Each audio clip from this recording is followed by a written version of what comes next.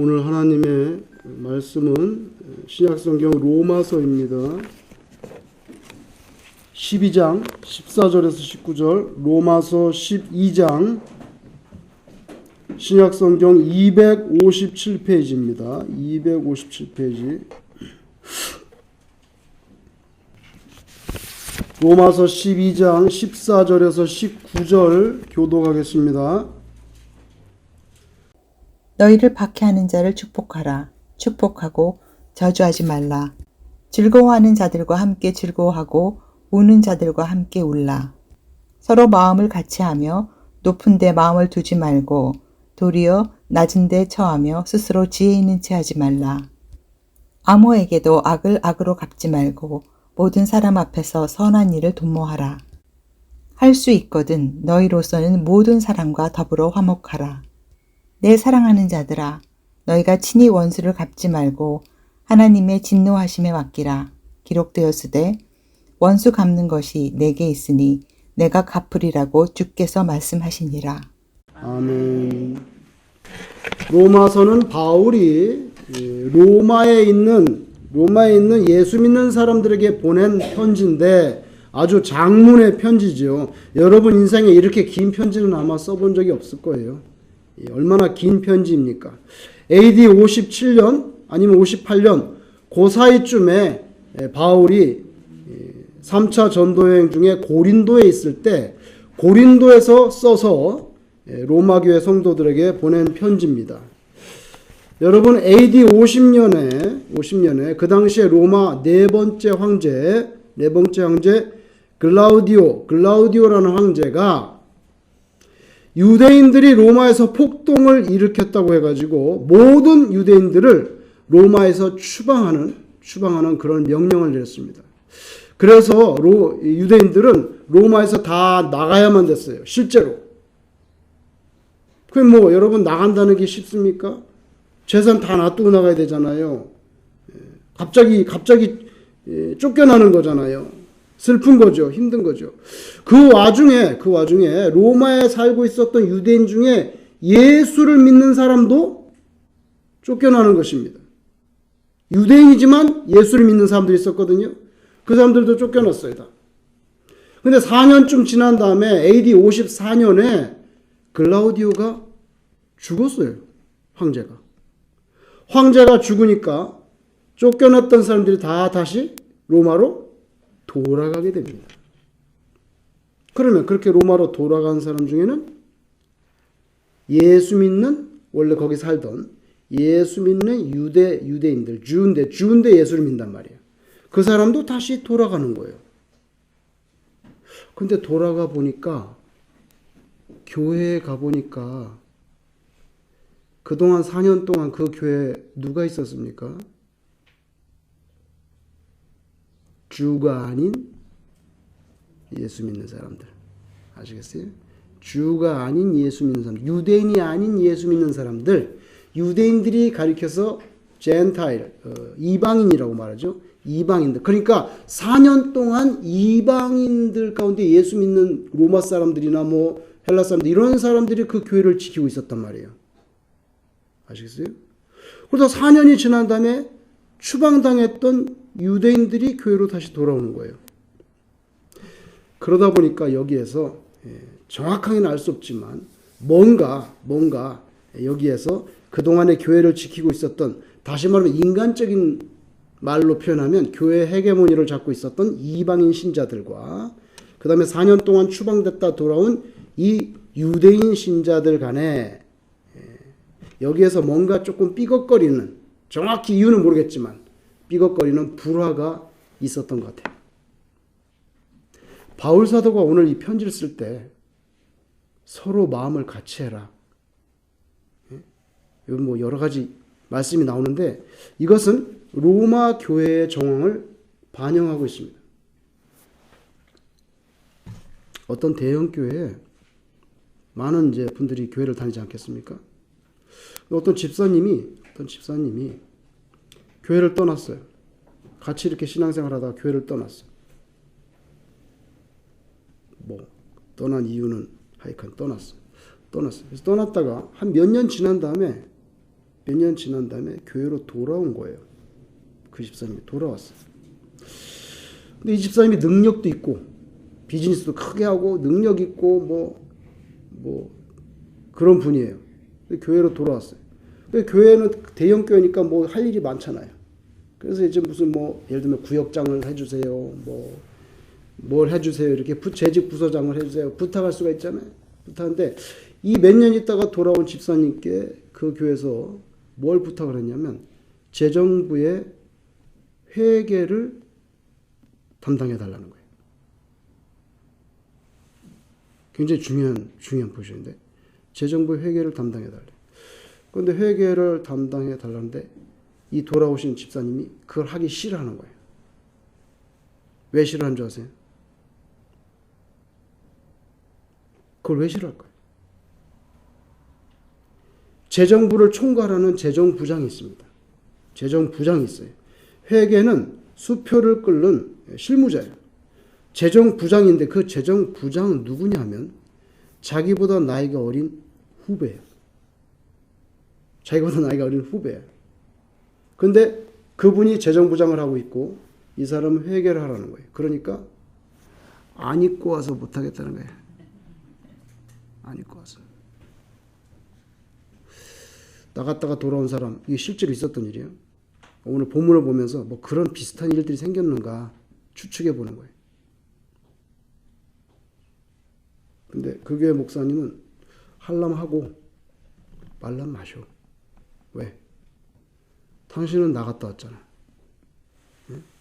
주님의 몸된 교회를 왔다리 갔다리 하는데 왔다리 갔다리 안 하던 분이 중직을 맡는 게 뭐가 문제예요? 당신은 돌아왔으니 겸손한 마음으로 회개가 얼마나 중차대한 일인데 봉사를 하실 기면 하시고 안 하시려면 안 하시고 원대로 하라. 할게요, 안 할게요? 했겠습니까, 안 했겠습니까? 했습니다.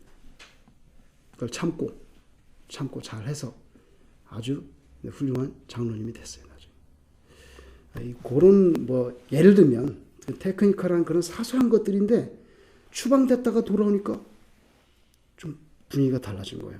옛날에 같이 신앙생활을 했는데 그런 문맥이 있다는 걸 우리가 알고 성경을 보면 이해가 달라지죠. 이해가 달라집니다. 그래서 오늘 이 편지에서 교회가 하나가 되어야 된다.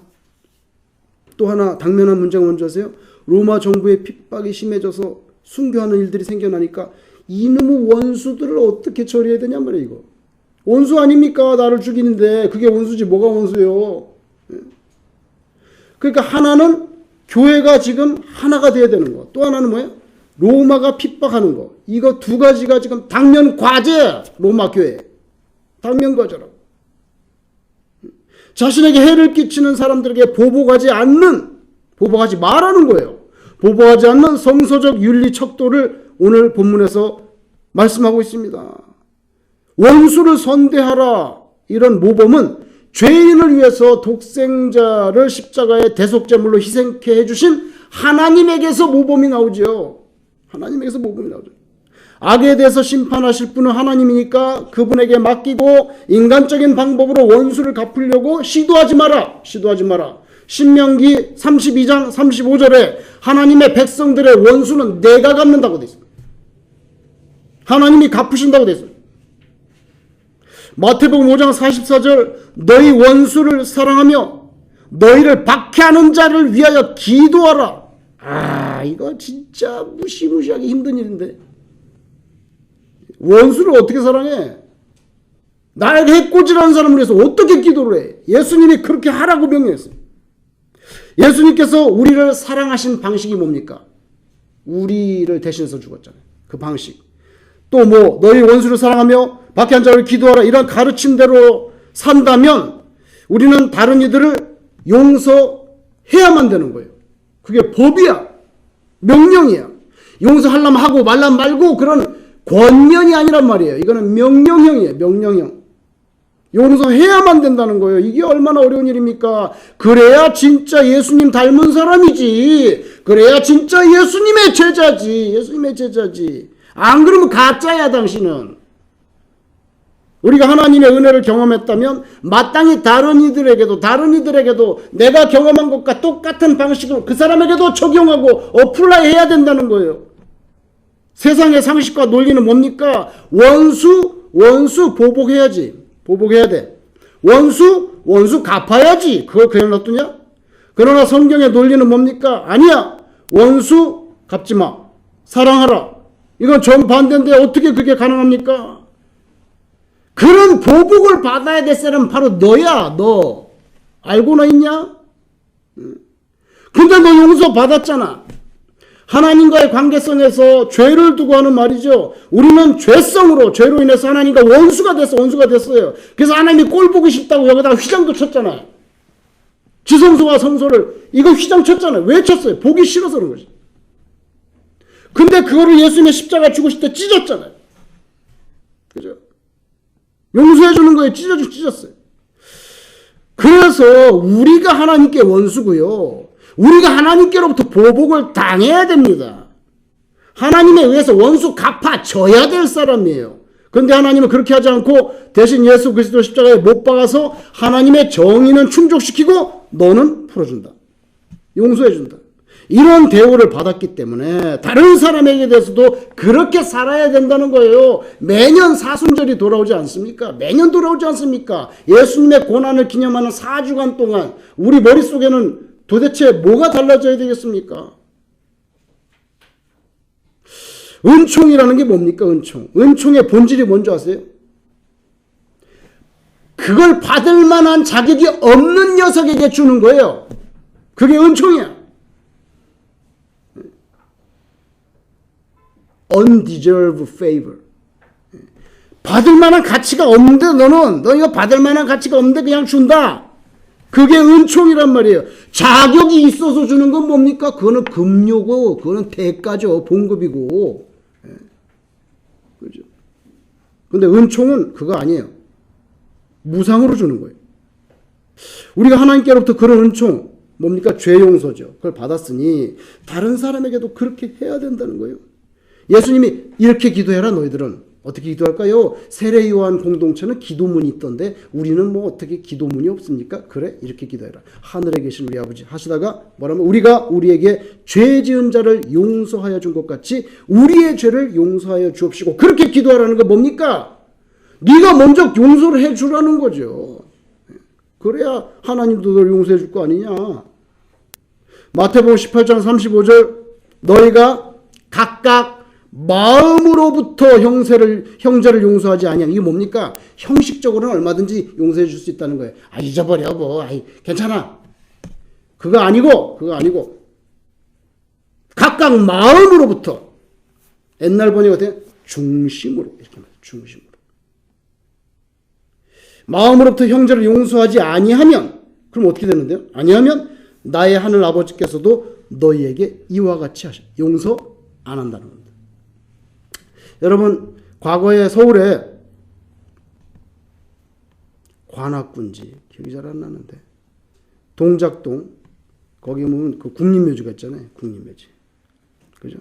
동작동 국립묘지인데 그 근처에 꽃가게들이 많이 있어요. 왜냐하면 거기 뭐 국립묘지 방문하는 유족들이나 뭐 후손들이 꽃을 사가지고 가져가기 때문에 꽃집들이 많이 있어요. 그런데 그 국립묘지 안에서 이상한 현상이 발견. 이상한 현상이 뭐냐면 어떤 사람이 정기적으로 비석 앞에 놓여 있는 꽃들을 몰래 수거해 가는 거예요. 유족이 떠나고 나면 한참 있다가 짱 봐가지고 싹 걷어가는 거야. 몰래 수거해 가. 그 뭐 관리인도 아니고 아직 시들지 않은 꽃들을 다시 수거해 가지고 재활용해 가지고 또 다시 되파는 나쁜 가게 얌체족이 있는 거예요. 그래갖고 이렇게 봐가지고 꽃이 좀 건질만 하면은 쓱 가가지고 안 시든 거는 대충 걷어와가지고 잘라내고 또 이렇게 해가지고 다시 파는 거예요. 얌체족이에요. 근데 거기 꽃가게가 많이 있는데 자꾸 그러면 어떻게 해? 다른 사람들도 장사를 해야 되는데. 이게 실제로 있었던 일이에요. 그래가지고 경쟁하는 꽃가게 어떤 주인은요, 다른 사람이 이건 신고해야 된다고. 이건 이건 그냥 계속 이렇게 있을 수 없다. 신고하자. 이건 뭐 욕을 하고 막 이건 버리장머리 고쳐놔야 돼. 막 이런데 그 말들을 다 꺾고 그 주인이 한 말이 뭐냐면 그 집은 워낙 형편이 좋지 않아서 그렇게 해서라도 지금 먹고 살아야 되는 입장이라고. 그러니까 좀 가만히 있어. 그냥 눈 감고 있어. 그렇게 타일렀던 주인이 있어요. 실제로. 그런 주인이 있었어. 그 사람이 기독교인인지 아닌지는 제가 잘 모르겠지만 세상에는요 그렇게 속이 깊은 사람들이 더러 있다는 거죠. 더러 있다는 그 말이 됩니까?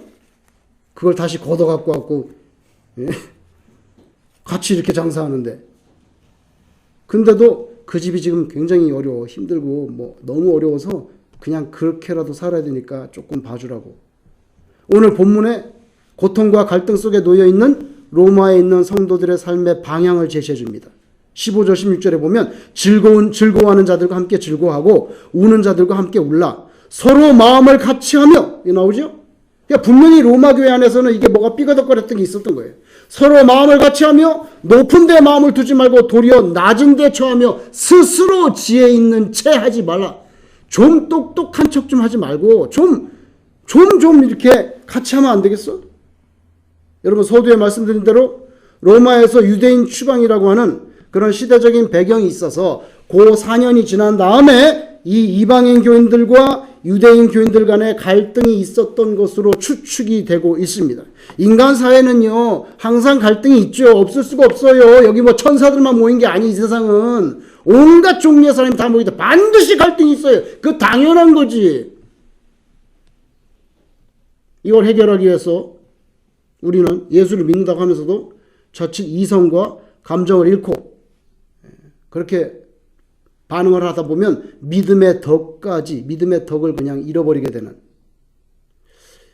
선으로 악을 이김으로써 하나님의 축복을 받아라. 그리고 그게 마지막에 악에 대해서 승리하는 거다. 그런 원수를 갚지 않는 절제, 그런 지혜를 저와 여러분이 소유하시기를 바랍니다. 대단히 어려워요. 그래도 15절에 함께 즐거워하고 함께 울어라. 여러분 나 예수 믿습니다. 나 예수님을 구주로 영접합니다. 나 성삼일체 하나님 고백합니다. 뭐 신앙의 고백이라는 건요 물론 이렇게 개인적인 차원에서 하나님하고 나하고 예수님 나 구주로 영접합니다. 예수님 나 때문에 십자가에서 죽으신 거 나 믿습니다. 이렇게 신앙 고백이라는 건 나하고 하나님하고 개인적인 차원에서 단독적으로 이루어지는 거지만 생활이라는 것은 반드시 공동체적인 거예요. 무교회주의의 신학적인 허점이 뭔지 아세요? 무교회주의가 좋은 거 많은데 일본의 우찌무라 간조가 말한 그래서 함석헌도 따라가고 뭐 성서조선했던 사람 다 따라가고 많은 한국의 기독교 지식인들이 무교회주의를 따라갔는데 거기에 신학적인 허점이 뭐냐면은 신앙이 그 다음 제너레이션에 트랜스퍼가 안 된다는 거예요. 교회가 없어서. 교회가 있어야지 뭐 주일학교도 막 이렇게 트랜스퍼 되잖아. 제너레이션한테 넘어가야 되는데 자기는 굉장히 인격적으로 성화되고 좋아. 그런데 이게 안 넘어가는 거예요. 그게 무교회주의의 신학적인 퀘션이에요. 그죠? 퀘션. 공동생활이란 말이죠. 그래서 마음을 같이 하며 스스로 지혜 있는 채 하지 말라. 여러분 다른 사람 잘 될 때 시기하지 말고 같이 기뻐해주고 다른 사람 슬퍼할 때 내 그럴 줄 알았어. 그딴 식으로 하니까 그래 벌을 받았지. 그러면서 욥의 친구들처럼 그냥 안 그래도 힘든데 젓가락 가지고 푹푹 쑤시고 그렇게 하지 말라는 거예요. 슬퍼하면은 그냥 좀 같이 슬퍼해 주라는 거예요. 그게 사랑이라는 거예요. 마태복음 7장 12절에 그러므로 무엇이든지 남에게 대접을 받고자 하는 대로 너희도 남을 대접하라. 잠언 18장 12절 사람의 마음의 교만은 멸망의 선봉, 겸손은 종귀의 길잡이. 마태복음 23장 10절에 예수님은 누구든지 자기를 높이는 자는 낮아지고 누구든지 자기를 낮추는 자는 높아지라. 하나님이 다 아신다는 거죠. 하나님이 교만한 자는 탁 때려버리고 겸손한 자를 이렇게 들어가지고 쓰시지 않냐 이 말이죠. 그 유명한 성 어거스틴이 한 말 중에 천사를 마귀로 만든 것은 교만이며 이렇게 나옵니다. 인간을 천사로 만드는 것은 겸손이다 이렇게 말합니다. 여러분 기독교는 흔히 사랑의 종교라고 그러는데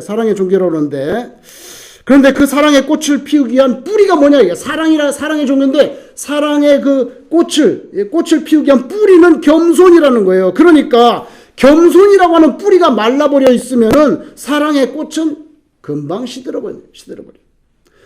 사랑도 겸손에서 시작되는 거고요. 행복도 겸손으로, 성공도 겸손으로 거기서 출발하는 거죠. 그죠? 1860년 미국에서 그 유명한 에이브럼 링컨이 대통령에 당선된 해입니다. 1860년. 당선됐어요. 하루는 링컨이 자기 친구였던 스프링필드의 은행가였는데 존 번이라는 이 자기 친구가 이렇게 가는데 보니까 링컨이 변호사였잖아요. 그러니까 링컨의 법률사무에서 누가 나오는데 딱 보니까 누가 나오면 세먼 체이스라는 사람이 나오는 거예요. 세먼 체이스를 상원이었는데 딱 나오다 마주쳤어요. 그래가지고는 그냥 대충 인사하고 들어가가지고 존 번이 에이브럼 링컨한테 뭐라고 말하냐면 대통령 당선자죠. 당선인. 아직 대통령 안 됐어요. 당선만 했는데 설마 저렇게 잘난 척하고 교만한 사람 새 강요 명단에 포함시킬 생각 갖고 있는 건 아니겠죠? 그래서 링컨이 왜 그런 질문합니까? 그랬더니 저 체이스 저거는 상원의원, 저 체이스는 자기가 대통령보다 훨씬 잘났다고 생각하고 큰 소리 치고 돌아다니는 그런 사람인데 그런 사람을 강요에다가 집어넣으려고 그런 건 아니겠지? 링컨이 뭐라고 대답했냐면 그렇습니까? 나는 새 강요로 나보다 더 잘나고 능력 있다고 생각하는 사람들 쓰려고 지금 준비하고 있는데 이렇게 돼요. 아니 그럼 나보다 잘나고 능력 있는 사람 뽑아야지. 그런 사람 인정하고 존중할 줄 아는 사람, 그런 사람들도 협력해서 목적을 달성할 수 있는 그런 겸손이 링컨에게 있었다는 거죠. 그래서 최후의 승리자가 되지 않습니까? 역사에 남지 않습니까? 오늘 본문 17절 18절 아무에게도 악으로 갚지 말고 할 수 있는 한 모든 사람들과 더불어 화목하라. 데살로니가전서 5장 15절 삼가 누가 누구에게든지 악으로 악을 갚지 말게 하고 서로 대하든지 모든 사람을 대하든지 항상 선을 따르라. 여러분 오래전에 미국 캔사스주에서 어떤 청년이 살았는데 이게 자기 옆집에 이게 농촌이었는데 자기 옆집에 있는 농부가 자기가 그러지도 않았는데 어떤 일 때문에 자기를 억울하게 비방하고 청년인데 옆집 아저씨지요. 옆집 아저씨가 자기를 갖다 탓하고 욕하고 비방하고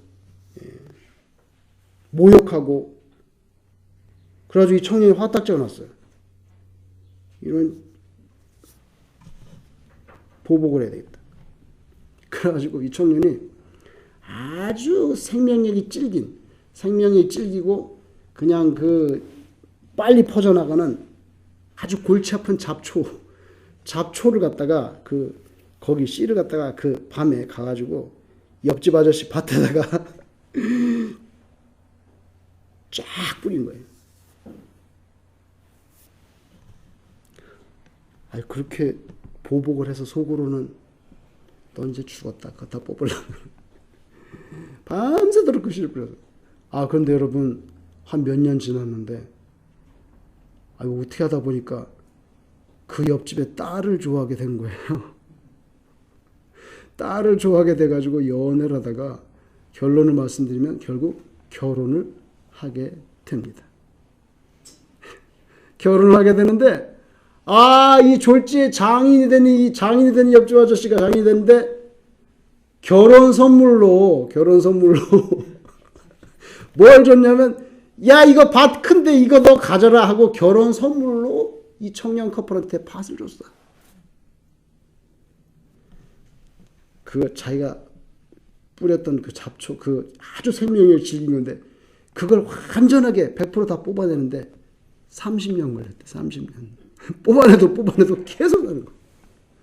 실제로 있었더니 30년 걸렸다. 여러분 사람이 사는 게 앞날이 어찌 될지 잘 알 수가 없죠. 잘 알 수가 없어요.